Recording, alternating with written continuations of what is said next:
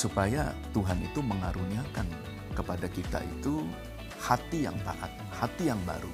Karena saya percaya ketaatan itu bukan perbuatan daging, tapi ketaatan itu adalah karya Roh Kudus yang dihasilkan daripada pendengaran kita akan firman.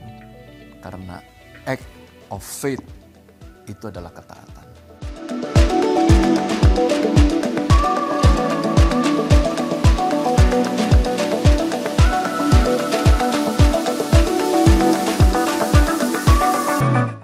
Shalom, apa kabar Bapak Ibu Saudara?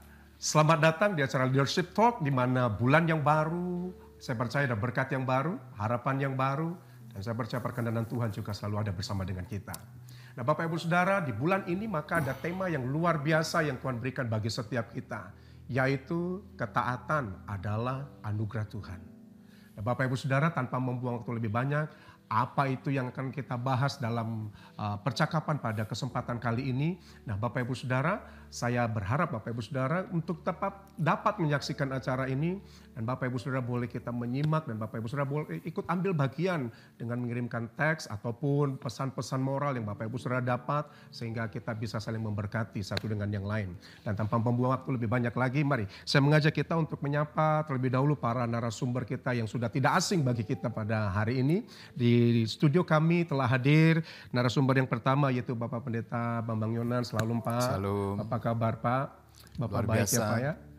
Puji Tuhan. Terima kasih Pak boleh datang ke studio kami pada hari ini. Dan narasumber kita yang berikutnya adalah Gembala Sidang kita hormati yang kita kasih Bapak Pendeta Daniel Praetno. Shalom Pak, apa kabar Shalom. Pak? Bapak senyumnya luar biasa, sukacitanya kelihatan dan terima kasih Pak boleh hadir di studio kami juga pada hari ini. Boleh nanti memberkati setiap pemirsa yang sudah menyaksikan acara ini. Dan selanjutnya ini tidak asing lagi bagi kita yaitu perwakilan dari STT Pelita Kebenaran, akademisi yaitu Bapak Pendeta Dr. Robert Benedictus MTH. Shalom Pak. Shalom, shalom. Apa kabar Pak? Baik. Senyum Bapak juga luar biasa pagi ini ya Pak. Terima kasih Pak boleh hadir di studio kami pada hari ini. Ya langsung saja Pak Robert, dari Bapak sebagai seorang akademisi, seorang praktisi di bidang teologi. Kita tahu sama-sama bahwa tema dari sepanjang tahun 2025 adalah peliharalah kasih karunia Allah. Dan khusus bulan daripada Februari ini kita banyak akan bicara mengenai ketaatan adalah anugerah.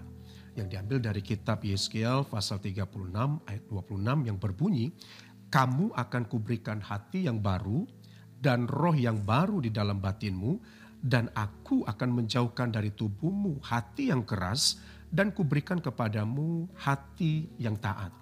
Nah sementara di ayat yang ke-25 Pak, dikatakan bahwa Allah itu berjanji akan menyucikan kita dari segala kenajisan dan berhala. Pertanyaan saya Pak, apa sih yang dimaksud dengan roh dan hati yang baru, hati yang taat, serta menyucikan kita dari segala berhala? Silakan Pak. Baik, terima kasih untuk pertanyaan ini. Memang ayat ini unik ya, sering sekali kita di gereja atau saya lihat pada umumnya orang Kristen tuh suka sekali mengambil Yeskiel 36 ayat 26 ini sebagai satu ayat yang indah. Yang berkata di sini, kamu akan kuberikan hati yang baru dalam batinmu, aku akan memberikan kepadamu hati yang keras diubah menjadi hati yang lembut dan taat gitu. Nah sebenarnya Yeskiel 36 ini ada background story-nya. Background story-nya ini tidak seindah yang mungkin ayat yang dikutip. Karena ini berkaitan dengan masa pembuangan. Bangsa Israel, khususnya suku Yehuda, itu berada di pembuangan dalam keadaan yang hancur. Yerusalem hancur, kemudian tanah perjanjian hancur, semuanya udah dirampas dan mereka dibuang di sebuah kota pembuangan yang bernama Babilonia dalam keadaan yang hancur parah. Nah, kemudian dalam keadaan seperti itu, bangsa-bangsa di sekitar mereka itu malah justru bully gitu. Menghina, lah Tuhan gak sanggup menolong mereka, umat perjanjian tapi mereka lihat gak punya tanah lagi, udah dibuang di pembuangan begitu. Nah kalau kita melihat seperti ini, siapa yang bisa tolong bangsa ini? Gak ada yang bisa tolong. Sampai akhirnya keunikan di situ adalah Tuhan sendiri yang campur tangan. Nah di sini unik sekali, saya bacakan beberapa ayatnya ini yang berkata, khususnya di ayat 22, ayat ini berkata, bukan karena kamu aku bertindak. Oke, bukan karena bangsa Israel itu. Tetapi di sini dikatakan, karena namaku yang kudus yang kamu najiskan di tengah-tengah bangsa di mana kamu ada, kamu datang, karena kamu mencoret namaku itu. Makanya karena nama kemuliaan dan kekudusan nama Tuhan itulah yang membuat Tuhan akhirnya harus mengubah situasi. Jadi ini agak aneh memang sebenarnya. Tuhan mengubah situasi karena Tuhan menjaga namanya yang kudus itu, tapi dengan membalikkan semua keadaan. Nah salah satu kalau kita lihat di sini Tuhan bilang, aku akan menguduskan namaku yang besar yang sudah kamu najiskan di tengah-tengah bangsa itu. Kemudian ayat 24 Tuhan mulai lagi di sini, aku akan menjemput kamu dari tengah-tengah bangsa-bangsa, mengumpulkan kamu kembali di negeri dari mana kamu berasal. Dan kemudian ayat 25, aku akan mencurahkan kepadamu air yang jernih, yang akan mentahirkan kamu. Nah dari situlah kemudian muncul ayat yang ke-26 tadi. Yang berkata, aku akan memberikan kepada kamu hati yang baru, roh yang baru dalam batinmu. Aku akan menjauhkan dari tubuhmu hati yang keras, dan aku akan menggantikannya dan memberikan kepada kamu hati yang taat. Jadi sebenarnya background story-nya di situ. Jadi bukan kalimat-kalimat indah yang Tuhan berikan kepada bangsa Israel, tapi justru Tuhan itu membela kesucian, kekudusan, kehormatan namanya, tapi gak ada cara lain yaitu kembali menjemput mereka pulang. Jadi di dalam artinya periode ini disebut di dalam istilah teologi ya, ini disebut masa pembuangan atau lebih kerennya biasa disebut dengan masa exiles. Jadi exilic period ini, masa itu. Nah ini lagi sekarang mereka dibawa pulang, lalu Tuhan memberikan ada 3 hal. Dan saya akan tutup dengan 3 hal ini, nanti akan disambung oleh bapak-bapak kita. Ada 3 yang Tuhan janji di situ yang indah sekali. Yang pertama, ayat 25, Tuhan bilang, aku akan menyucikan kamu dari kenajisan dan berhala. Itu kuat sekali, karena itu yang mereka lakukan. Berhala tidak selamanya patung, tapi ada banyak berhala dalam kehidupan kita. Oke? Jadi Tuhan bilang, aku akan sucikan kalian semua dari kenajisan itu. Yang kedua, Tuhan bilang di ayat 26 tadi yang kita baca, aku akan memberikan kepada kamu hati yang baru dan roh yang baru. Dan yang ketiga janji Tuhan, dan ini paling penting sebenarnya dalam teks itu, yang berkata bahwa aku akan menaruhkan, aku akan meletakkan my spirit, rohku di dalam dirimu, di dalam diri kita semuanya. Jadi sebenarnya kalau Roh Kudus dalam diri kita, inilah yang bisa membuat kita menjadi manusia yang baru, hati yang baru, dan kita bisa menjadi pribadi yang taat dan berbuah lah. Kira-kira seperti itu mungkin latar belakang bisa dijelaskan dari teks ini, Yeskiel 36 ini. Terima kasih Pak Robert. Bagaimana dengan Pak Bambang? Ya, pembuangan ke Babel itu terjadi oleh karena ketidaktaatan orang Israel dalam melaksanakan hukum Sabat. Jadi ada yang dikatakan hari Sabat dan kemudian ada juga tahun Sabat. Kalau hari Sabat berbicara kuduskanlah hari yang ke-7, maka tahun Sabat itu kuduskanlah tahun yang ke-7. Di sepanjang tahun yang ke-7 atau disebut sabbatical year, orang Israel itu tidak boleh mengolah tanahnya. Itu harus dibiarkan begitu saja supaya tanah itu juga masuk dalam sabbatical year. Jumlah tahun di mana Tuhan membuang orang Israel itu ke Babel, itu sama dengan jumlah tahun di mana Israel itu mengabaikan perintah Tuhan untuk menguduskan tahun yang ketujuh. Nah, jadi dengan kata lain, dibuangnya Israel itu ke Babel terjadi oleh karena ketidaktaatan. Nah, ini yang kita tidak inginkan. Ketidaktaatan akan membawa kita itu kepada penghukuman.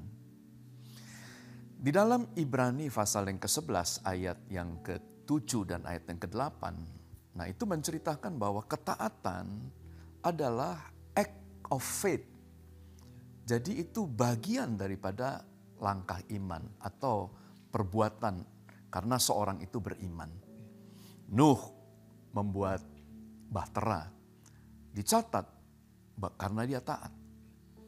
Abraham meninggalkan Ur Kasdim dan mempersembahkan Ishak juga karena ketaatannya.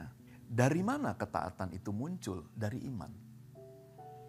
Jadi dengan kata lain, orang yang beriman itu bisa kemudian dilihat daripada manifestasi ketaatan dari kehidupannya sehari-hari.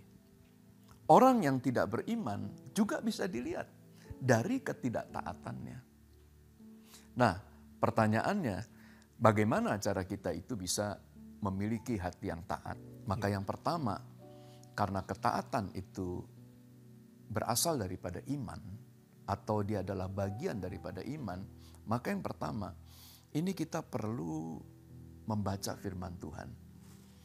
Kita perlu mengisi kehidupan kita dengan perkataan-perkataan Tuhan.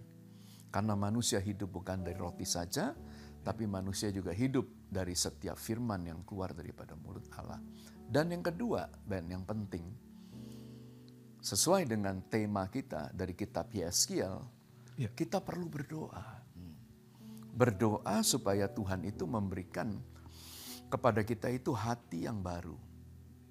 Hati yang taat, roh yang baru. Karena saya percaya, kekerasan hati orang Israel dengan mengabaikan tahun-tahun Sabat karena mereka tidak mau mendengar firman Tuhan. Mereka hidup dalam kedagingan mereka. Mereka hidup dengan keinginan mereka sendiri dan mengabaikan perintah-perintah Tuhan. Ini yang mengakibatkan hati mereka menjadi bebal. Tetapi Alkitab juga mengajarkan kepada kita bahwa roh itu penurut, daging lemah.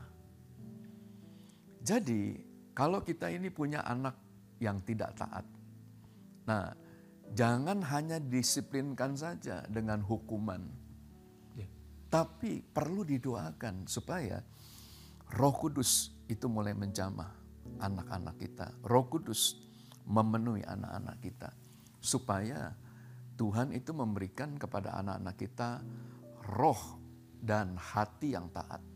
Karena saya percaya, pada waktu Roh Kudus menjadi penolong buat anak-anak kita, Roh Kudus itu akan membantu anak-anak kita untuk mentaati perintah-perintah Tuhan. Karena Roh Kudus akan membangkitkan kasih, kekuatan, dan penguasaan diri. Dan jangan lupa, kasih itu adalah motor untuk menggerakkan kita melakukan firman Tuhan. Nah, saya lempar kepada Pak Edi. Iya. Silakan Pak. Proses yang dialami oleh bangsa Israel yang disebut dengan hukuman yang harus dijalani selama bangsa Israel itu berada di Babel. Ini karena sebetulnya Tuhan itu ingin memberkati kehidupan daripada orang-orang Israel. Tuhan memberikan pilihan mau hidup dengan cara seperti apa. Ada berkat, ada kutuk, seperti yang dicatat di dalam Ulangan pasal yang ke-11. Atau kemudian ada kehidupan dan kematian. Kalau kemudian Israel memilih untuk hidup dan memilih untuk berjalan dalam berkat, maka dia harus hidup di dalam ketaatan. Nah, kenapa kemudian Israel mengalami hal yang seperti diceritakan oleh Pak Robert tadi? Karena kesalahan daripada Israel untuk tidak taat. ada hukum-hukum yang kemudian dilanggar oleh orang-orang Israel. Di mana ada hukum yang berbicara tentang Sabat. Sabat yang artinya tanah mesti juga kemudian diberikan waktu untuk beristirahat sebagai rasa hormatnya kepada Tuhan. Kemudian dalam perjalanan kehidupan daripada orang-orang Israel ada waktu untuk mereka berhenti dan memberikan rasa hormatnya kepada Tuhan. Tapi ini yang kemudian tidak dilakukan oleh orang-orang Israel. Dia lebih memilih untuk kemudian mengikuti jalan yang lain. Dan akibat daripada ketidaktaatannya, maka risiko dialami oleh orang-orang Israel. Dia harus berjalan dalam kehidupan dalam pembuangan. Jadi memang ketaatan ini faktor yang akan menentukan perjalanan kehidupan daripada setiap kita. Kalau kita mau taat, maka berkat dan kehidupan itu akan menyertai kita. Tuhan memberikan pilihan kepada kita, mau pilih berkat atau pilih kutuk. Nah, kenapa Tuhan itu mau memberikan hati yang baru dalam kehidupan kita dan kemudian memberikan hati yang taat? Karena kecenderungan hati daripada manusia itu adalah seperti orang-orang Israel itu, mau jauh dia dari Tuhan. Sehingga Tuhan perlu untuk kemudian memberikan pemulihan dalam kehidupan manusia. Wow. Itu dari saya. Wow, terima kasih Pak Bambang, terima kasih Pak Edi. Ini kata kuncinya tadi kalau saya mau kutip dari Pak Bambang, orang yang taat pasti beriman.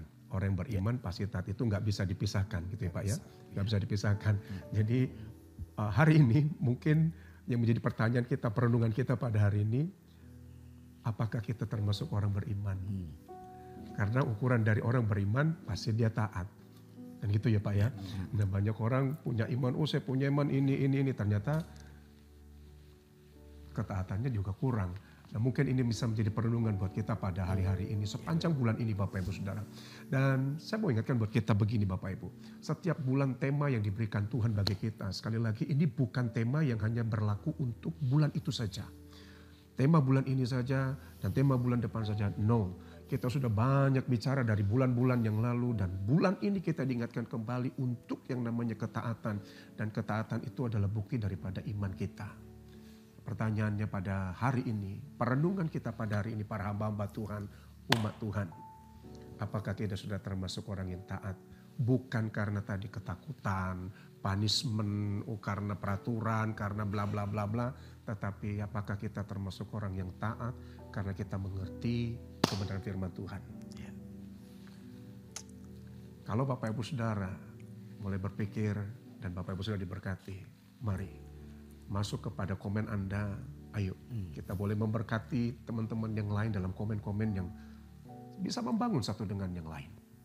Baik, ini mulai setiap bulan pertanyaan-pertanyaan yang diberikan dan jawaban diberikan buat saya pribadi ini sebelum memberkati Bapak Ibu Saudara, memberkati saya pribadi sebenarnya. Dan Pak, mau pertanyaan nomor 2 mungkin saya berikan kepada Bapak ya Pak. Saya lanjut pertanyaan kedua. Di bulan Januari kita akan banyak bicara mengenai keluarga itu adalah anugerah Allah. Di mana ya kita mengerti bahwa pentingnya tuh menjaga keluarga, menjaga kerukunan dalam rumah tangga, baik itu secara genetik ataupun secara non-genetik. Pak, ada contoh dalam Alkitab yaitu Yesus itu adalah pribadi yang ketaatannya itu tidak diragukan lagi.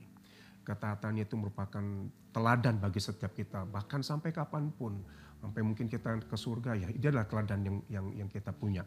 Pertanyaannya begini Pak, bagaimana kita mewujudkan etika ketaatan dalam keluarga kita masing-masing, bahkan di gereja kita, ketika kita bertemu dengan para orang tua, para pemimpin, yang mungkin yang dituakan, yang dihormati, dan mungkin pribadi-pribadi yang lain.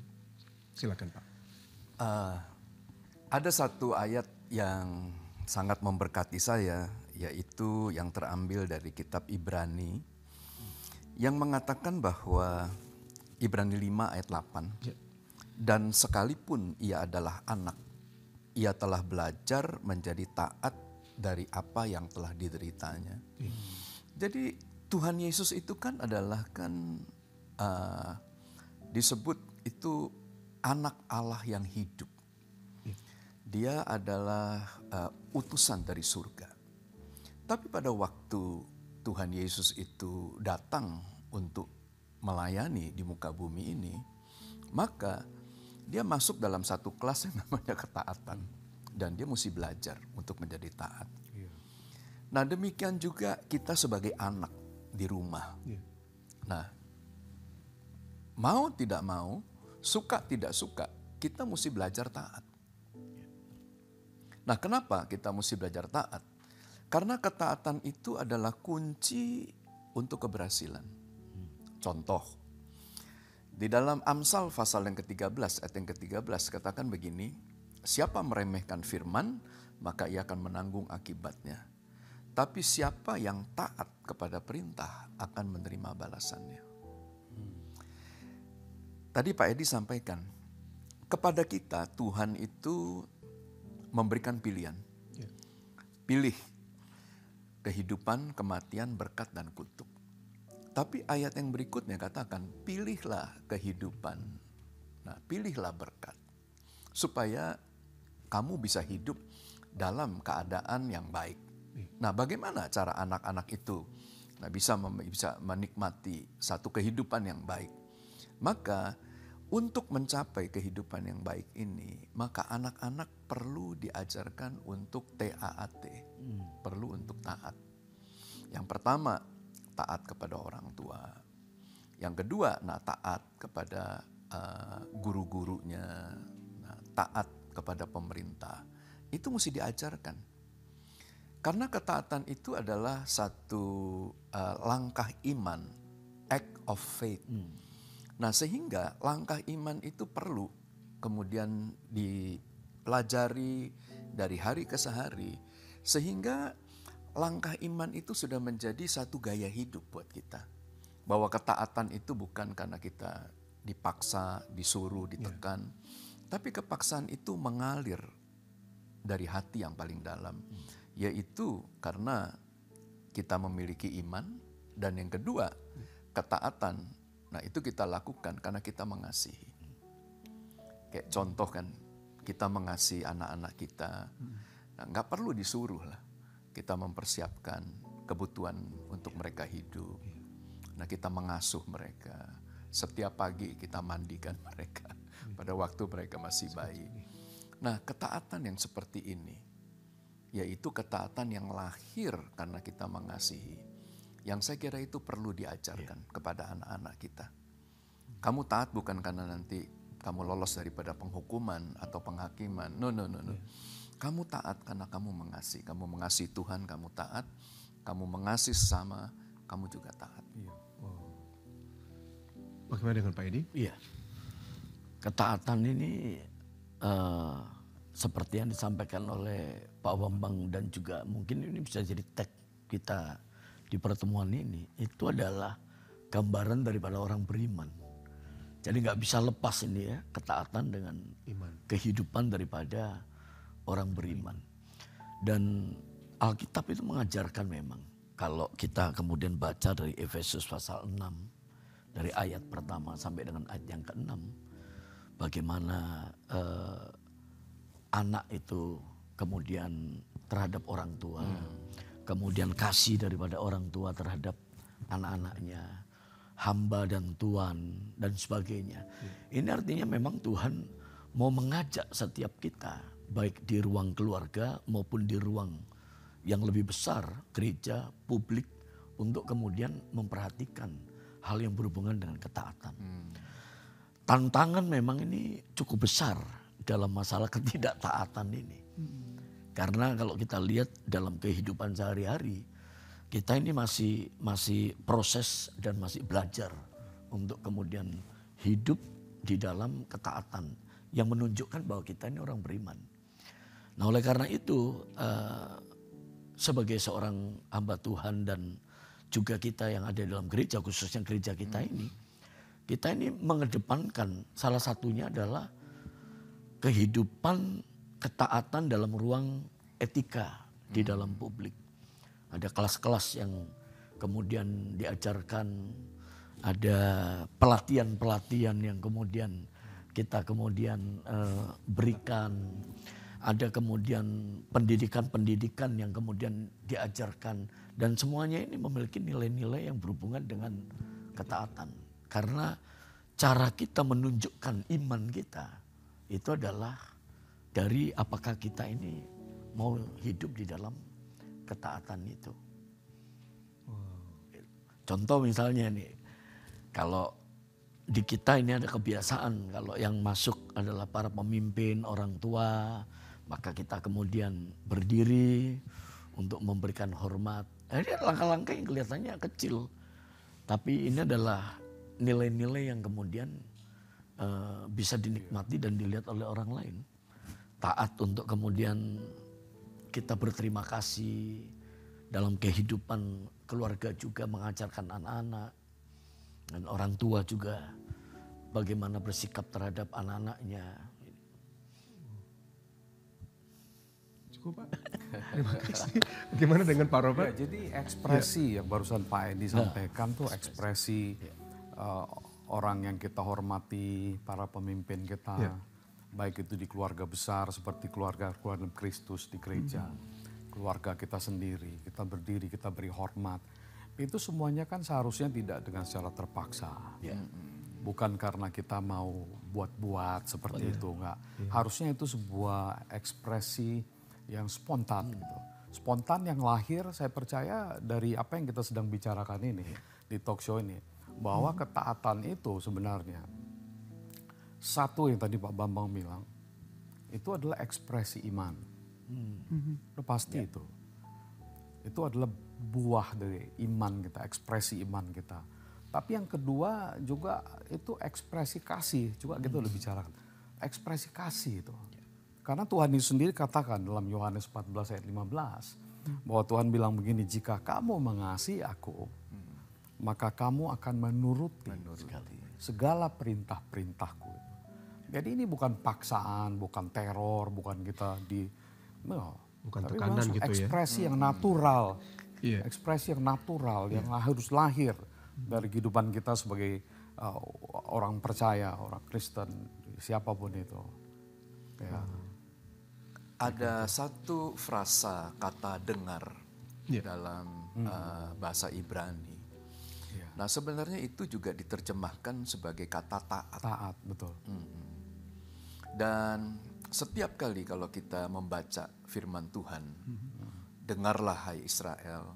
Nah itu artinya adalah kita tidak hanya mendengar saja, tapi kita juga harus mentaati apa yang kita dengar, yaitu perkataan-perkataan daripada firman Tuhan. Nah ini yang perlu kemudian kita latih dan kita belajar. Kita tidak hanya menjadi pendengar yang baik, tapi kita juga ingin menjadi pelaku yang baik, as a doer. Wow, thank you. Terima kasih Pak. Terima kasih Bapak-Bapak. Ini poin yang kedua, ada kata yang perlu kita perhatikan, yaitu taat itu ekspresi dari kasih, kata Pak Robert tadi. Pak Bambang juga kasih contoh, Pak Edi juga kasih contoh bahwa kalau kita mengasihi seseorang, rasa hormat kita itu pasti beda pada waktu kita menghormati orang karena ketakutan, karena tekanan, karena takut nanti kena punishment dan semua segala macam. Dan yang kedua mungkin bahan perenungan kita pada hari ini adalah apakah kita ini anak-anak mengasihi orang tua?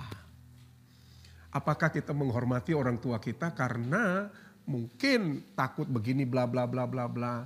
Tapi hari ini takut gak dapat warisan. Mungkin juga berharap nanti udah mati, wah baru gue bebas merdeka. Jangan loh ya anak muda nih, nggak begitu. Artinya begini anak muda. Tadi kan kalau saya tadi dari poin pertama dan kedua sempat Pak Bambang tadi sempat singgung bahwa orang beriman itu pasti taat, orang taat pasti beriman. Alkitab juga mencatat iman timbul dari pendengaran, pendengaran akan firman Tuhan. And now the big question for us, the young men, young people. Kita dengar apa nih hari-hari ini? Dengar YouTube, medsos, Facebook, apapun itu, atau kita lebih banyak baca firman. Tadi Pak Robert juga, Pak Bambang juga sampaikan bahwa pada waktu kita dengar, Pak Bambang tadi contoh, dengarlah hai Israel, taatlah. Dan tadi Pak Robert nyampaikan, jika kamu mengasihi aku, engkau pasti menuruti segala perintah-perintahku. Saya percaya anak-anak muda untuk nanti perintah daripada orang tua kita, ini bukan suatu yang sulit apabila kita mulai mendengar firman Tuhan terlebih dahulu. Kita mulai latih untuk baca firman terlebih dahulu. Bagi orang tua, mungkin kembali kepada tema-tema yang sebelumnya, yaitu role model. Ya, ini poin yang bagus, Ben. Jadi ini kita perlu kemudian sosialisasikan bahwa kalau kita lihat anak yang nakal, ya mendisiplinkan oke, bagus. Hanya jangan berlebihan. Karena cara untuk cara kita mendidik anak kita. Nah, sekarang kita mengerti bahwa ketidaktaatan itu karena dia tidak memiliki iman. Jadi pendisiplinan itu harus kemudian diimbangi juga dengan pendidikan rohaninya. Dia diajarkan untuk mengerti firman Tuhan. Karena melalui pendengaran ini yang tadi kamu sampaikan, maka dia akan memperoleh kekuatan untuk melakukan ketaatan. Dan kita sebagai orang tua perlu berdoa seperti ayat pendukung kita. Tuhan, berikan kepada anak kami hati yang taat, hati yang baru, roh yang baru. Wow, ya jadi orang tua ini pesan lagi loh buat orang tua, jangan pusing mikirin kesalahan anak, tapi mari kita kembali berdoa untuk anak-anak kita. Jangan lupa, sekali lagi ya, ini tagline-nya, bahwa mendidik anak perlu, tapi bukan hanya fisik. Cara mendidiknya, mari kita ubah, kita dekatkan dia kepada Tuhan. Karena Tuhan yang sanggup merubahkan seseorang. Terima kasih Pak Bambang, Pak Edi, Pak Robert. Nah sekarang saya lanjut mungkin ke Pak Edi ya Pak. Nah dari kitab Kejadian ini sampai kitab Wahyu nih Pak. Banyak di Alkitab tuh banyak bercerita mengenai tentang ketaatan. Nah di dalam Yesus kita menemukan model ketaatan yang sempurna. Sudah pasti ya Pak ya. Dan sebagai muridnya, yaitu kita semua, pemirsa juga, kita ini mengikuti teladan Yesus sendiri. Dan kita juga sebagai tanda kita mengikuti teladannya, kita ngikut melakukan perintahnya. Pertanyaan gini Pak, apa sih Pak yang memotivasi kita itu untuk taat kepada Tuhan? Dan apa sih faktor yang membuat seseorang itu kehilangan ketaatannya kepada Tuhan? Silakan Pak. Iya, kalau kita baca dari ayat yang tadi disampaikan oleh Pak Robert. Yohanes 14 ayat yang ke-15. Jikalau kamu mengasihi aku, kan begitu. Jikalau kamu mengasihi aku, maka kamu itu akan menuruti segala perintah-perintahku. Kalau kita mengasihi Tuhan, maka kita ini akan hidup di dalam ketaatan. Nah, ketidaktaatan ini memang unik sebetulnya. Karena ketidaktaatan ini hampir mirip seperti kita itu lewat daripada sasaran, meleset daripada sasaran. Missing the target. Nah ketidaktaatan itu kadang seperti ini ya. Hal baik yang kita miliki, hal baik yang kita punya, namun tidak sesuai dengan keinginannya Tuhan. Itu aja sudah dianggap meleset. Contoh pada waktu manusia yang pertama, Adam dan Hawa. Waktu itu Tuhan memberikan segala sesuatunya kepada mereka berdua, otoritas. Untuk kemudian menikmati segala ciptaan Tuhan. Tapi hanya satu yang Tuhan ngomong. Jangan makan buah pengetahuan yang baik dan jahat. Nah, Tuhan ingin bahwa mereka ini nggak perlu tahu lah tentang hal yang jahat. Karena semua yang diciptakan Tuhan itu baik. Tapi pada waktu kemudian manusia ini makan pengetahuan yang baik dan jahat. Kadang-kadang mereka berpikir, loh apa sih sebetulnya salahnya? Kan gak salah, itu kan baik. Hal yang baik. Tapi meleset sedikit aja. Sudah dianggap kemudian tidak taat. Sesuatu yang baik Tapi kalau kemudian tidak melakukan apa yang diperintahkan oleh Tuhan, itu juga sebetulnya sudah dianggap ketidaktaatan. Nah ini hal-hal yang kemudian sering muncul dalam kehidupan kita. Tipis kelihatannya tapi larinya jauh. Dan itu bisa dibilang dosa ya Pak ya? Iya, saya mau sedikit menambahkan nih apa yang disampaikan oleh Pak Edi. Iya Pak.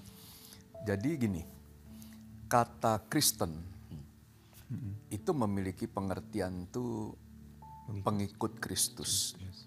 Jadi orang-orang yang memiliki gaya hidup sama seperti Tuhan Yesus. Nah, apa sih yang dilakukan oleh Tuhan Yesus? Maka di dalam Filipi itu dikatakan begini, Tuhan Yesus itu adalah contoh pribadi yang bisa diangkat itu untuk hal ketaatan. Karena sampai kemudian Tuhan mati di atas kayu salib, ketaatannya itu teruji.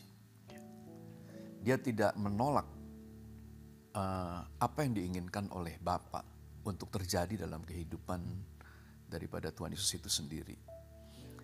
Nggak mudah loh untuk menderita dan naik ke atas kayu salib. Nah, my point adalah di sini.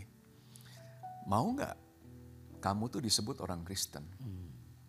Karena konsekuensinya adalah kamu harus kemudian memiliki gaya hidup seperti Tuhan. Gaya hidup seperti apa? Dalam hal ketaatan. Jadi ketaatan itu bukan untuk hal-hal yang menyenangkan kita saja. Tapi seringkali itu ada hal-hal yang kurang menyenangkan. Jadi contoh ya. Pada waktu gereja kita itu dalam keadaan yang susah, justru Tuhan itu memberikan satu petunjuk. Kamu cari orang susah yang lebih banyak lagi. Nah kan itu kan gak masuk akal. Nah tetapi pada waktu kita mentaatinya, nah di sana kita tahu bahwa Tuhan itu tidak pernah berbuat curang. Dan Tuhan itu tidak pernah memiliki rancangan kecelakaan atas kita. Pada waktu melakukan, gak ngerti, kenapa ya gitu ya. Kok aneh ya petunjuknya. Tapi begitu dijalankan, wah ternyata ada rencana Tuhan yang luar biasa. Sama dengan kematian Kristus. Iblis berpikir bahwa dia menang. Justru kematian Kristus itu menghancurkan iblis. Nah di sana kan ada misteri-misteri yang kita tidak ketahui. Tapi pada waktu kita taat, maka kita menyatakan, saya percaya bahwa Tuhan punya rancangan damai atas saya. Saya percaya akan keputusan Tuhan dan saya lakukan. Wow. Makasih Pak. Gimana Pak Robert? Iya, jadi memang gak ada tawar-menawar. Sebagai orang percaya, orang beriman nih, harus taat.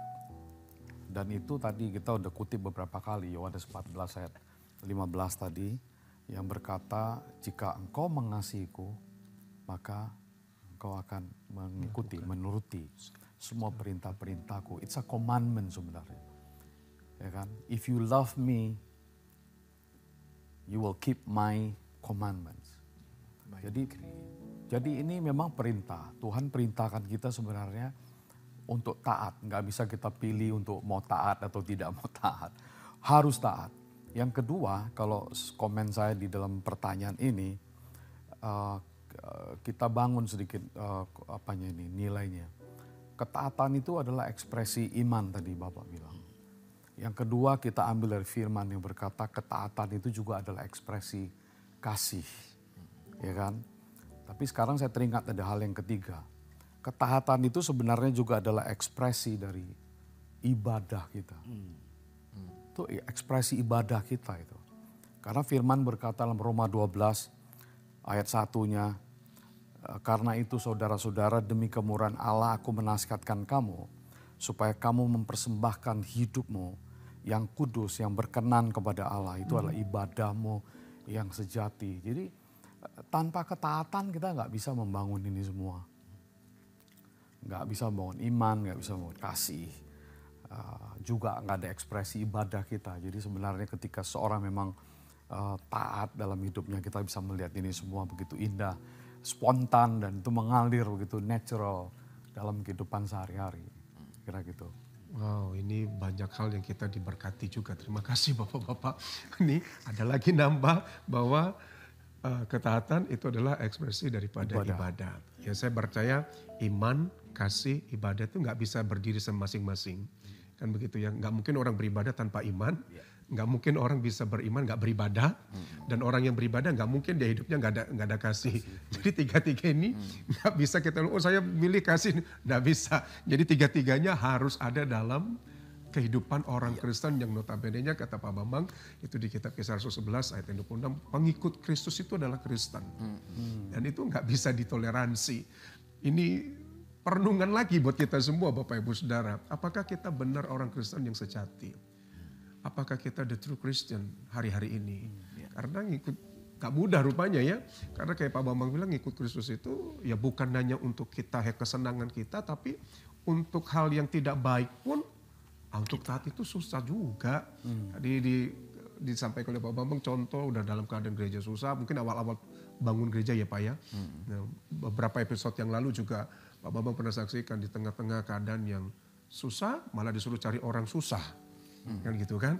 Tapi kan Alkitab ngomong juga Bapak Ibu Saudara, rancanganmu bukan rancanganku, rancangan Tuhan itu penuh dengan sukacita, damai sejahtera, gilang gemilang, bla bla bla bla, dan kita tahu itu. Cuman memang kadangkala untuk menjadi taat karena percaya ini yang menjadi key-nya. This is the key, inilah kuncinya Bapak Ibu Saudara. Perenungan kita yang ketiga adalah apakah kita benar sudah menjadi orang Kristen yang sejati. Karena ketaatan itu adalah ekspresi kasih, ekspresi iman, dan ekspresi daripada ibadah. Kalau Bapak Ibu Saudara mungkin lemah dalam satu titik tertentu, ayo ini waktunya kita untuk rise up, bangkit.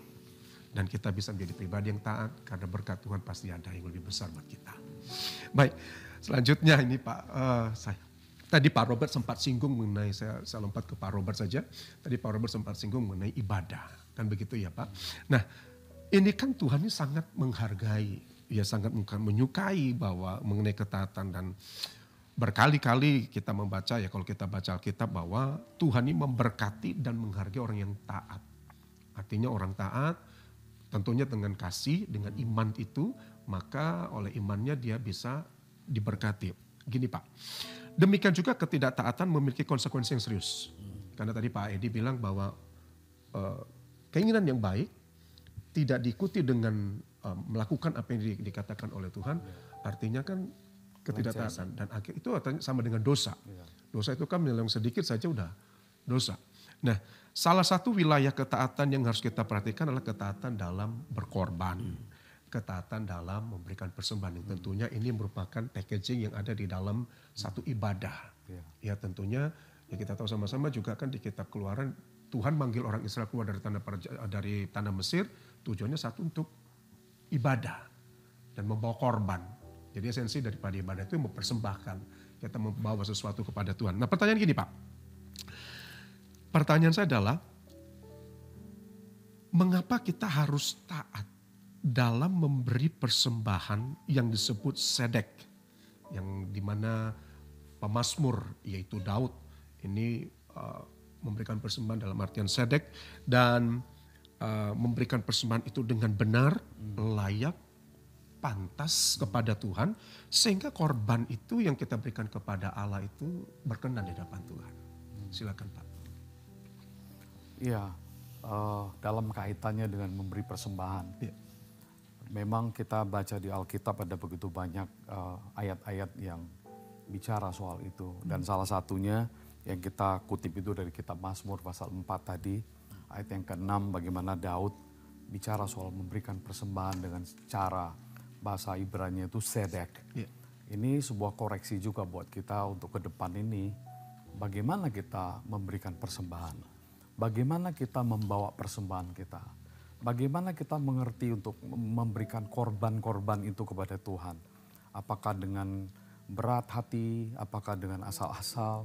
Nah kata sedek itu tadi udah dijelaskan bahwa itu artinya layak, pantas, hormat gitu. Ya, gimana kita melakukan itu? Kalau saya lihat yang pertama kita kembali ke apa yang kita sedang bicarakan dalam talk show ini. Bahwa memberikan persembahan itu adalah kembali ekspresi iman juga. Sebagai orang beriman itu merupakan ekspresi iman kita kepada Tuhan. Itu jelas sekali. Dan memberikan persembahan juga secara sedek itu artinya kita memberikan persembahan kepada Tuhan yang terbaik gitu. Yang layak. Yang layak, yang terbaik, yang layak, yang penuh dengan sukacita, dengan ikhlas kita. Itu artinya semuanya. Jadi ini artinya mengajarkan apa kepada kita hari-hari ini. Kita dalam memberikan persembahan dalam konteks manifestasi ketaatan kehidupan rohani kita. Ya artinya berikanlah yang terbaik yang kita dapat berikan kepada Tuhan dengan hormat kepada Tuhan itu. Dan itu kita lakukan dengan penuh ketaatan, bukan karena memang itu sebuah paksaan atau memang sebuah rutinitas, sebuah unsur keagamaan, bukan. Tapi memang itu spontanitas kita. Itu ekspresi iman kita kepada Tuhan, kasih kita kepada Tuhan. Ya. Hari-hari ini kalau kita bicara soal persembahan, di seluruh gereja itu mengalami penurunan dalam hal jumlah. Nah, kenapa? Karena minat daripada jemaat dan minat daripada kita untuk memberi, nah ini mulai terdegradasi. Kita harus kembali kepada kebenaran Alkitab, khususnya yang mengenai ketaatan dalam hal memberi ini. Pada waktu Habel dan Kain mempersembahkan korban, maka Tuhan itu menerima persembahan Habel dan Tuhan menolak persembahan daripada Kain. Nah, problemnya kenapa? Bukan dari persembahannya, tetapi dari sikap yang dimiliki oleh Kain dan Habel. Habel mempersembahkan korban itu berdasarkan iman, Ibrani pasal 11. Tetapi Kain mempersembahkan itu berdasarkan liturgi. Ya, karena ini ibadah dan mesti memberikan persembahan, ya, dia berikan persembahan. Dan yang kedua, seumur hidupnya Habel itu berbuat apa yang benar. Kain seumur hidupnya berbuat apa yang jahat. Nah, sehingga persembahannya itu ditolak dan akibat daripada penolakan ya kehidupan Kain itu menjadi keras. Tapi sebaliknya Habel yang persembahannya diterima, nah kehidupannya itu jauh lebih baik. Jadi gini, gereja itu tidak memaksa kita itu untuk memberi. Tapi gereja wajib mengajarkan. Nah, kenapa kita wajib untuk taat dalam hal memberi? Di dalam kitab Ibrani kembali dicatat, segala sesuatu dalam perjanjian lama dikuduskan oleh karena penumpahan darah. Tanpa penumpahan darah, maka tidak ada yang namanya kekudusan. Oleh sebab itu pada waktu Ayub melihat anak-anaknya melakukan kesalahan dengan pesta pora, maka pagi-pagi benar Ayub bangun membakar korban untuk mohonkan pengampunan daripada Tuhan, supaya Tuhan menguduskan anak-anaknya. Dan pada waktu Ayub mempersembahkan korban dan menguduskan anak-anaknya, maka Tuhan memagari kehidupan daripada anak-anak Ayub. Nah, ini penting untuk kita mengerti. Di tengah-tengah situasi, kondisi, keadaan yang tidak baik, kita perlu proteksi dari Tuhan. Karena kita tidak tahu apakah hari ini hari yang baik atau hari yang tidak baik, kita nggak tahu. Tetapi satu hal yang kita tahu bahwa Tuhan berkenan untuk menguduskan kita. Sehingga kita membawa persembahan. Persembahan yang kita bawa ini adalah sebagai wujud daripada rasa hormat dan rasa cinta kita kepada Tuhan.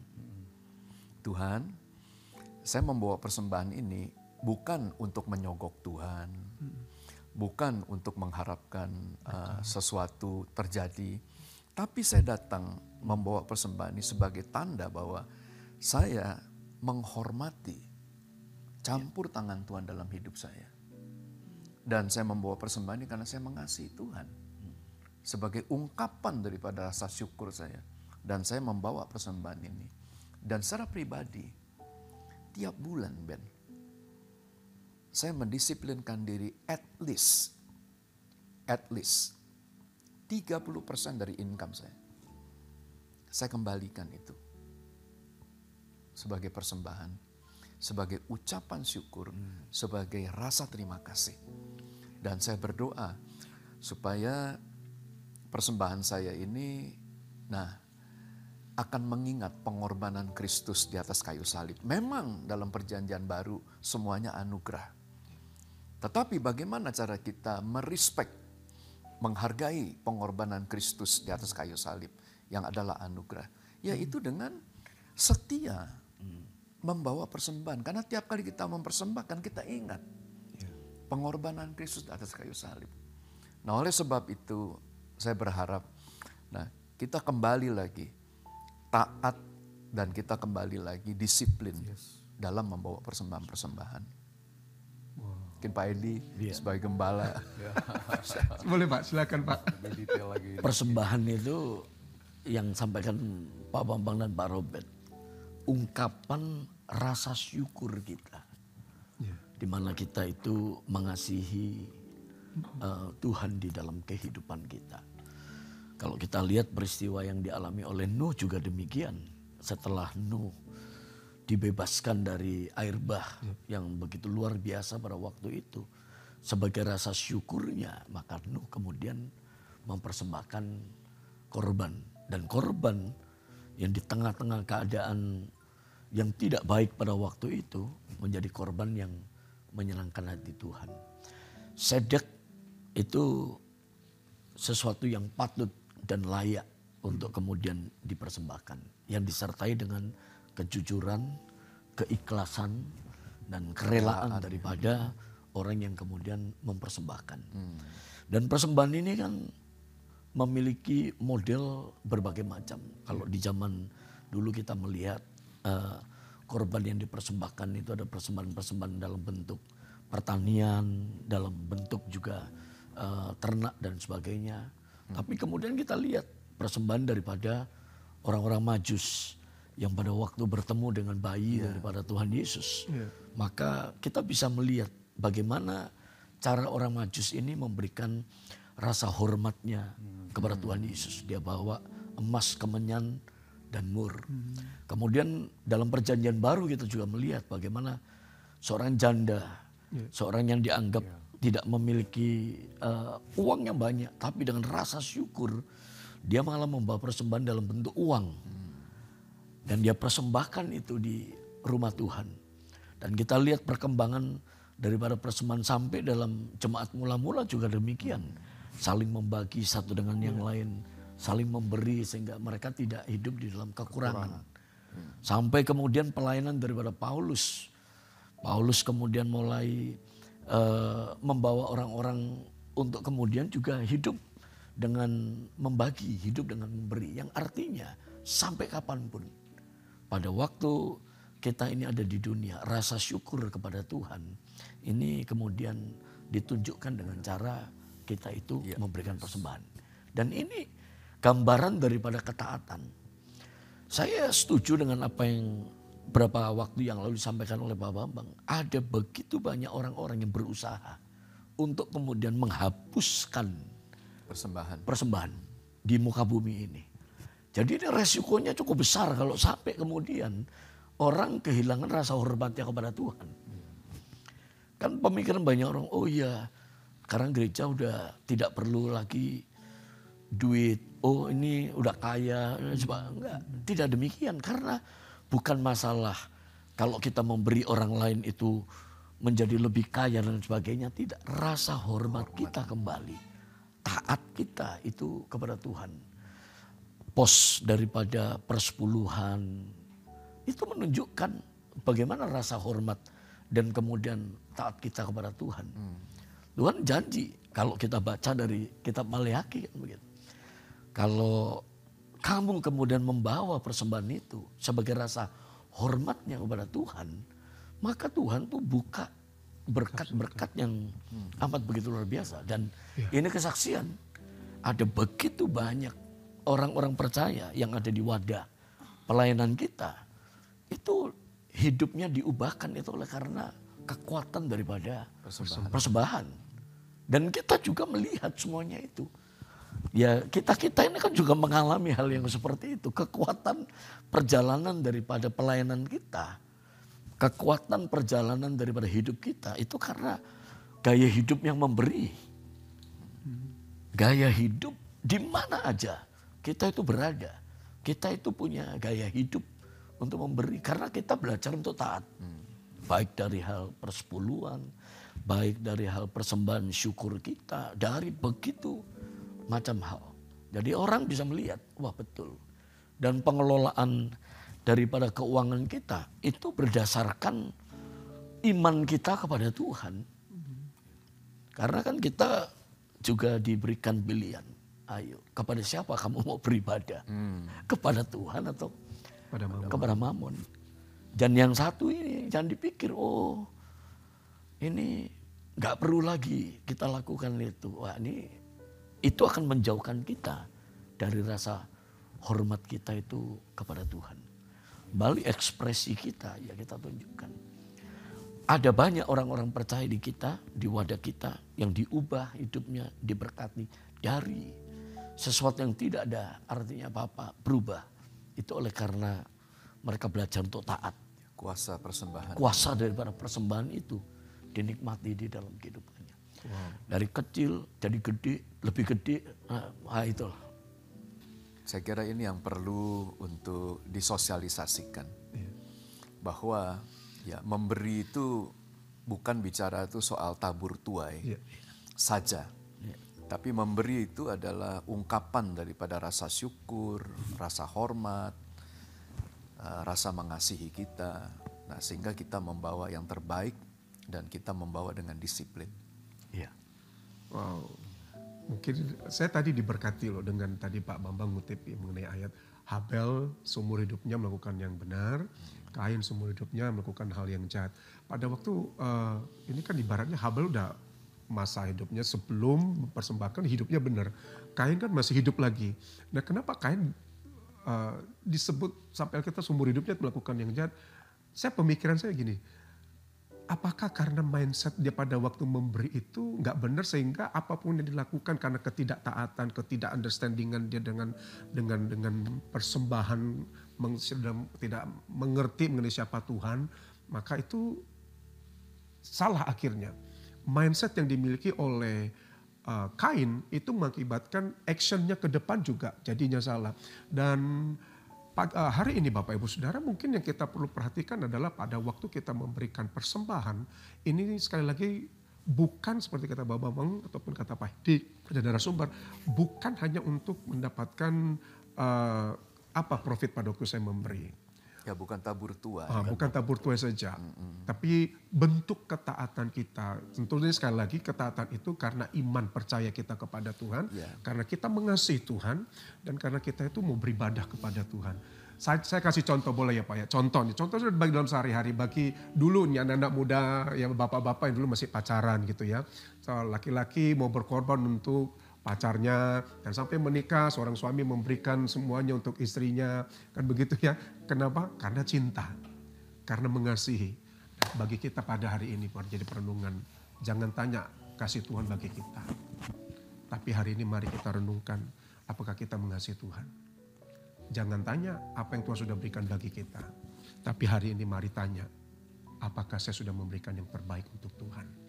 Apakah mindset saya kepada Tuhan, mengenai Tuhan, siapa Tuhan, dan apa yang saya lakukan untuk persembahan-persembahan yang saya berikan. Apakah memang saya memberikannya karena saya mengasihi Tuhan? Atau? Iya, Ben, memberi itu adalah iman. Karena Habel itu memberi karena iman. Jadi dengan kata lain, kalau kita tidak memberi, artinya kita menunjukkan bahwa kita tidak memiliki iman. So that's a problem. Ini menarik loh Bapak. Ini mungkin tantangan ya gitu ya. Tapi percayalah, di saat mungkin kita merasa saya masih kurang, ya kita gereja bapak-bapak yang ada di sini sudah kesaksian kok bahwa dari 119 jemaat ini miskin gitu Pak ya. Mohon maaf izin bicara miskin, tapi melakukan yang di luar daripada logika. Disuruh cari orang miskin, taat, mengasihi Tuhan, punya iman. Kita lihat sama-sama hari ini. Artinya apa Bapak Ibu Saudara? Kita percaya Tuhan yang sama itu bisa melakukan yang sama juga buat kita. Dan yang terakhir ini Pak, ini pertanyaan yang nomor terakhir buat kita semua. Saya mungkin ke Pak Bambang ya, sekaligus ini sebagai closing statement Pak dari Bapak-Bapak nanti para narasumber.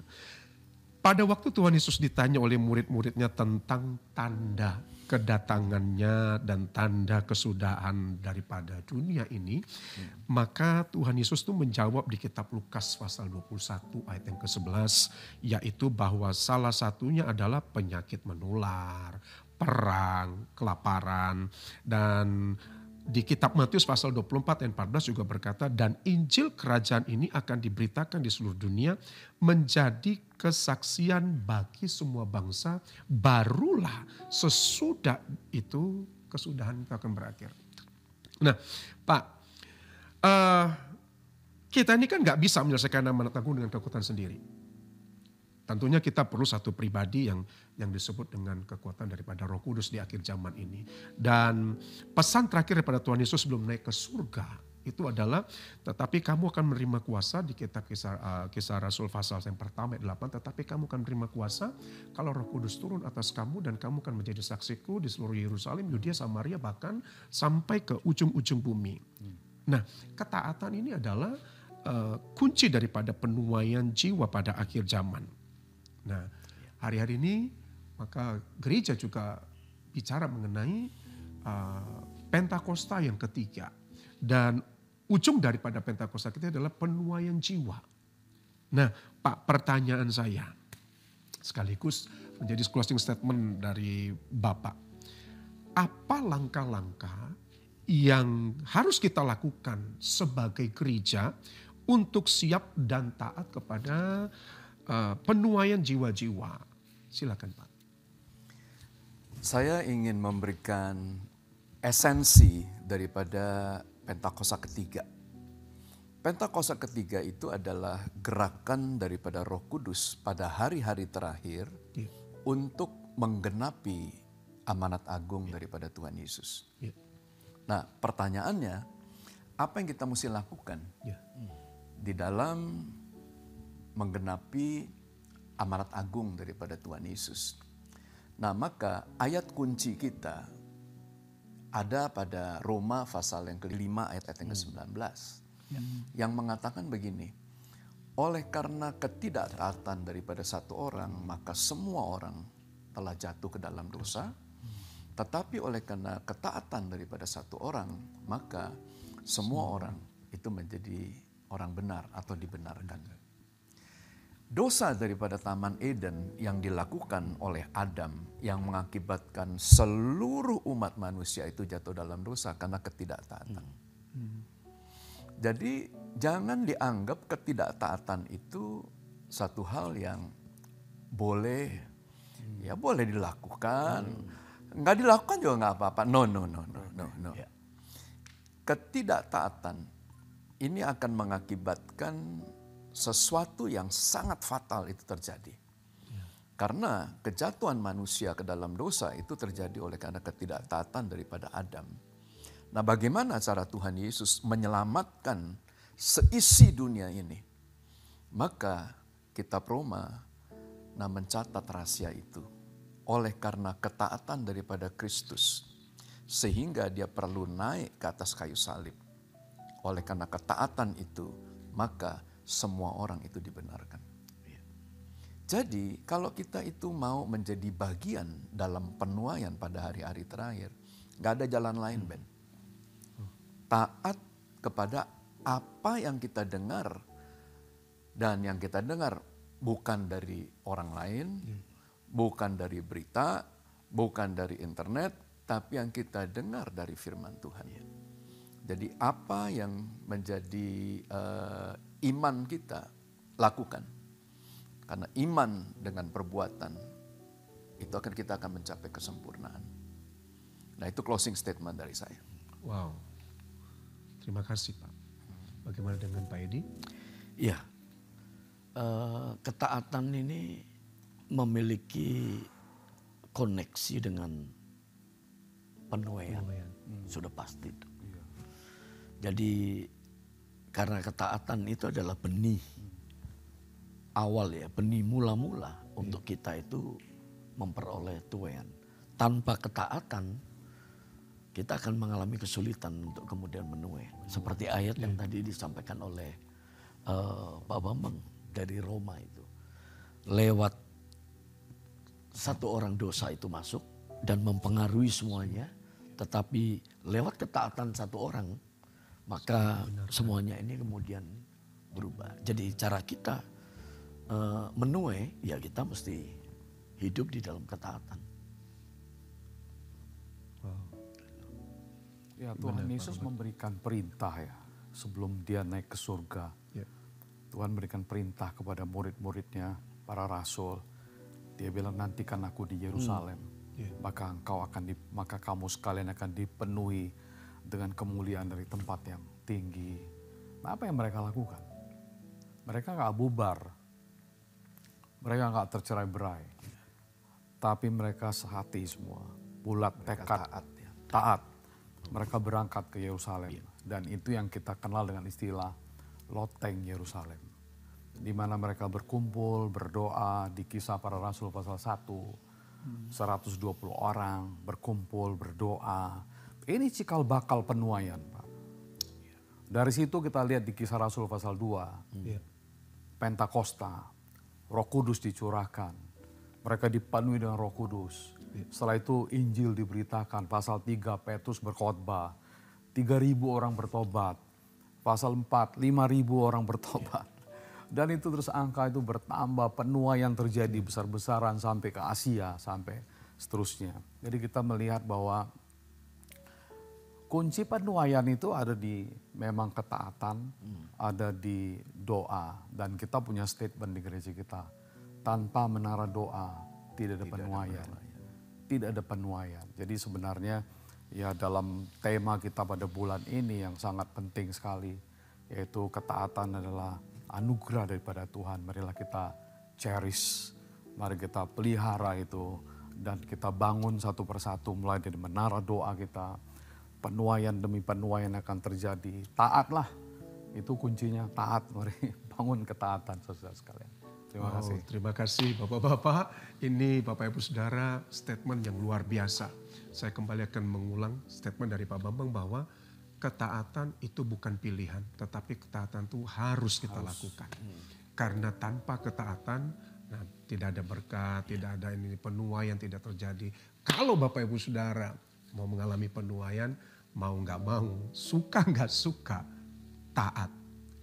Dengan catatan loh Pak ya, Bu. Dengan catatan ketaatannya bukan karena ketakutan, bukan karena hal-hal yang negatif yang lain, tetapi karena kita punya iman, kita punya kasih, dan kita bisa mengekspresikannya dalam ibadah kita.